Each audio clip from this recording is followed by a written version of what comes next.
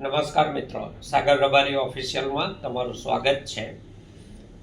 સિઝનની શરૂઆત થઈ ગઈ, સરસ વરસાદ થયો. ખાતર મળ્યું કે નહીં, એમાંય ડીએપી મળી ગયું કે બાકી છે? આજના ઇન્ડિયન એક્સપ્રેસમાં ડીએપી ખાતરને લઈને કેટલાક આંકડા છે એ તમારી સામે લઈને આવ્યો છું. ભારત સરકાર ખાતરની સબસિડીમાંથી નીકળી જવા માગે છે અને એ સત્ય છે. સીધી રીતે નીકળી જાય સબસિડીમાંથી, ખાતર જો સબસિડાઇઝ કરવાનું બંધ કરી દે તો એના મોટા રાજકીય પરિણામો આવે. એટલે સરકારે એક છટકબારી, ચોરબારી શોધી લીધી છે. અને ચોરબારી એ છે કે જબરજસ્તીથી નેનો ડીએપી, નેનો યુરિયા ખેડૂતોને ભટકાવવાના અને પેલા ખાતરની આયાત ઓછા કરતા જવાનું અને અછત ઊભી કરવાની સિઝનમાં. એટલે પછી ના છૂટકે ખેડૂતો નેનો ખાતરો વાપરવા તરફ જાય અને નેનોમાં કોઈ પ્રકારની સબસિડી સરકાર આપતી નથી. જે આંકડા છે એ પ્રમાણે જો આપણે ભાવ જોઈએ તો ભાવમાં કેટલો ફરક પડ્યો છે. આંતરરાષ્ટ્રીય બજારોના આ ડીએપીના ભાવ છે અને ભારતમાં એ ભાડા સાથે 1 ટન શું ભાવે પડે છે એના આંકડા છે. તો મે 2024માં ભારતમાં 1 ટન $515 પડતું હતું. જૂનમાં 525 થયા, જુલાઈમાં 572 થયા, ઓગસ્ટમાં 611, સપ્ટેમ્બરમાં 632, ઓક્ટોબરમાં 642, પછી પાછા ઘટ્યા અને નવેમ્બરમાં 634, પછી 633 ડિસેમ્બરમાં, અને જાન્યુઆરી 2025માં પણ 633 જ હતા. ફેબ્રુઆરીમાં $635 1 ટનના ભાડા સાથે ભારતના ભાવ, માર્ચમાં 640, એપ્રિલમાં 680, મેમાં 724. આ મે અને જૂન ડીએપીની ખરીદીની સિઝન ખેડૂતોની શરૂ થાય તો ભાવ વધીને સીધો 724 અને જૂન મહિનામાં $780 પ્રતિ મેટ્રિક ટન ભારતમાં એ ખાતર પડતું હતું સરકારને. હવે આયાતના જે આંકડા છે એ જોઈએ તો 2020-21માં ભારત સરકારે ટોટલ 58 લાખ ટન ડીએપીની આયાત કરી હતી. 2021-22માં 58.60 લાખ ટનની આયાત કરી. 22-23માં વધીને 66.77 લાખ મેટ્રિક ટન થયું. 23-24માં એ ઘટી અને 55.96 લાખ મેટ્રિક ટન થયું. અને 24-25માં એટલે કે ગયા વર્ષમાં એ માત્ર 45.60 લાખ મેટ્રિક ટન થયું.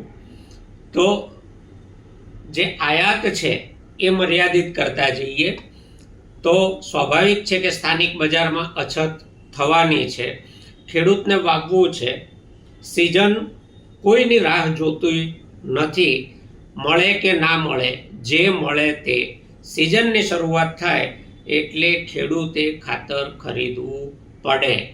ભારત સરકાર આટલા વર્ષો પછી અને ડીએપી જેવું પાયાનું ખાતર વિદેશોમાંથી આયાત કરતી હોય એ સ્થિતિ ખેતી પ્રધાન ભારત માટે સારી નથી. આ નિશાની સારી નથી. દરેક પક્ષોની સરકારો આવી છે અને ગઈ છે, પરંતુ આ ખાતર, પાયાના ખાતર જેવી પ્રાથમિક જરૂરિયાતમાં ભારત જેવો દેશ, કૃષિ પ્રધાન દેશ સ્વાવલંબી નથી બની શક્યો એ હકીકત છે. ભારત ડીએપીની આયાત કરે છે સાઉદી અરેબિયાથી. 2024-25ના વર્ષમાં 18.96 લાખ મેટ્રિક ટન એણે સાઉદી અરેબિયાથી આયાત કર્યું.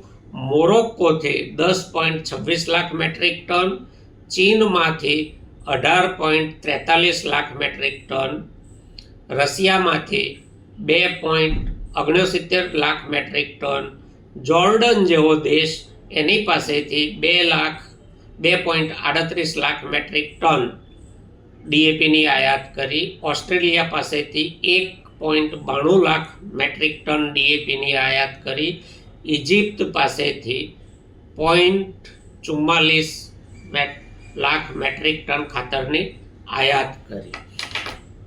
આપણે ગમે તેટલી વિજ્ઞાનની વાતો કરીએ, ગમે તેટલી ઔદ્યોગિકરણની વાતો કરીએ, ગમે તેટલી વધતા જીડીપીની વાતો કરીએ, વિશ્વની 5મી અર્થવ્યવસ્થા થઈ જવાની વાતો કરીએ, પરંતુ આજે પણ વાસ્તવિકતા એ છે કે આપણે આપણા ખેડૂતને સિઝનની શરૂઆતમાં પાયાનું ખાતર દેશમાં ઉત્પાદિત કરીને આપી શકતા નથી. આ હકીકત છે અને એટલે જ દરેક સિઝનમાં પાયાના ખાતરની અછત થાય છે, યુરિયાની અછત થાય છે.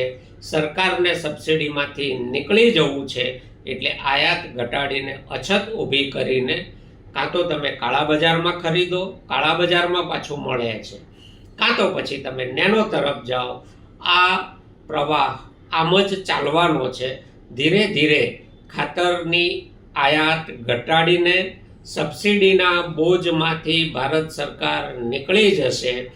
તમને ખ્યાલ છે કે છેલ્લા 5 વર્ષમાં ભારતના બજેટમાં ખેતી મંત્રાલયને ફાળવાયેલી રકમ પૈકી લગભગ 1 લાખ કરોડ રૂપિયાથી વધારે રકમ વપરાયા વગર પાછી ગઈ છે. 31 માર્ચ બજેટનો દિવસ પૂરો થાય, જે તે વિભાગે એ દિવસ સુધી જેટલી રકમ વાપરી હોય એટલી વપરાયેલી બાકીની બચેલી રકમ પાછી આપી દેવી પડે નાણાં મંત્રાલયને.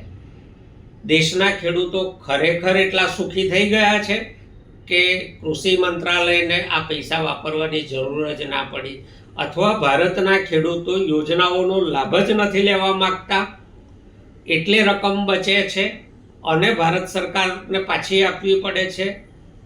અને એક એનાથી મોટી વાત, છેલ્લા 5 વર્ષમાં કૃષિ મંત્રાલયને ખેડૂતો માટે, ખેડૂતોના કલ્યાણ માટે જે રકમ ફાળવાઈ એનું 20-22% બજેટ, 20-22% બજેટ માત્ર જાહેરાતોમાં જ વપરાઈ ગયું છે. જાહેરાતોમાં વપરાઈ જાય, બાકીના પૈસા વપરાયા વગર પાછા જાય, તો ખરેખર બજેટમાં મોટો આંકડો જોઈને આપણે રાજી થઈએ એનો અર્થ શું? વાસ્તવિક રીતે ખેડૂતો માટે શું વપરાયું, કઈ યોજનાઓનો લાભ મળ્યો અને કયા લાભાર્થીઓને લાભ મળ્યો, આ આપણે વિચારવાની વાત છે. આપણે જાગીએ, વિચારીએ, જાણીએ, સમજીએ અને સવાલ કરીએ, એ જ મારા વિડીયોનો હેતુ હોય છે. નેતાઓને સવાલ કરો તો જ લોકશાહી સાર્થક થશે. આભાર.